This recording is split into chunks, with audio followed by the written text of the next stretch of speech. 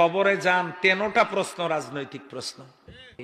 সেইটা না, কবরের প্রথম প্রশ্ন মান রব্বুকা, অর্থ হলো তুমি আইন মেনেছো কার, সার্বভৌমত্ব মেনেছো কার। নামাজ রোজার প্রশ্ন না, প্রথম প্রশ্ন রাজনৈতিক প্রশ্ন, মান রব্বুকা, তুমি সার্বভৌমত্ব আইন মেনেছো কার। 2 নম্বরের প্রশ্ন আমার দিনুকা, এখানেও নামাজ রোজা হজ যাকাতের প্রশ্ন না, আমার দিনুকা, তুমি কোন দলের লোক,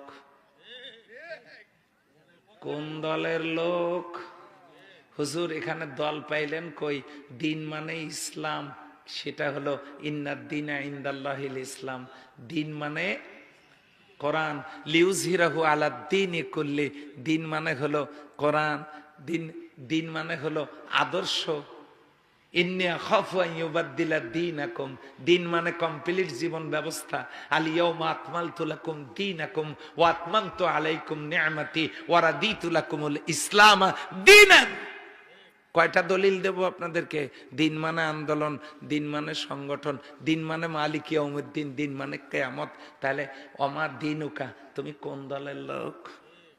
এটাও রাজনৈতিক প্রশ্ন, নামাজ রোজার প্রশ্ন নয়। 3 নম্বরের প্রশ্ন আমার নবীকা, নাবা, নাবা মানে ব্রেকিং নিউজ, নাবা মানে সংবাদ শিরোনাম, নাবা মানে হেডলাইন্স। সেখান থেকে নবী, নবী মানে মেসেঞ্জার, নবী মানে সংবাদদাতা, নবী মানে সাংবাদিক। কিসের সংবাদ? নিউজ। এনতে নর্থ, ইতে ইয়েস্ট, একটা হলো উত্তর, একটা পূর্ব, ডাব্লুতে ওয়েস্ট পশ্চিম, আর এসতে হলো সাউথ, তার মানে দক্ষিণ। পূর্ব পশ্চিম উত্তর দক্ষিণ মিলে ইন দ্য আর্থ, গোটা পৃথিবী। এই পৃথিবীর সমস্ত সংবাদ যিনি পরিবেশন করেন তিনি হলেন নবী, লিডার।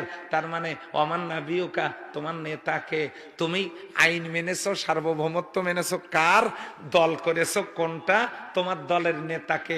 শেষ প্রশ্নটাও নামাজ রোজা হজ যাকাতের প্রশ্ন নয়, এটাও রাজনৈতিক প্রশ্ন। 3টে রাজনৈতিক প্রশ্ন কবরে।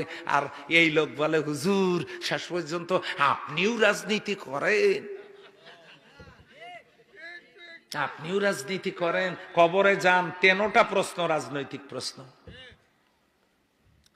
তাহলে আল্লাহর জমিনে আল্লাহর আইন নাই, আপনি আইন মানতেছেন কার? কবরে গিয়ে কি প্রশ্নের জবাব দিবেন? সেই জন্য ইকামাতুল কোরআন, ইকামাতুল কোরআন আন আকিমুদ্দিন ওয়ালাউ কানা তাতাফাররাকু ফি, তোমরা দিন কায়েম করো, মত পার্থক্য সৃষ্টি করো না। হাত কোথায় বাঁধবো সেটা ইসলাম কায়েমের পরে সিদ্ধান্ত নেওয়া হবে। কোন রঙের পোশাক পরবো সেটাও সিদ্ধান্ত আমরা ইসলাম কায়েমের পরে নেব।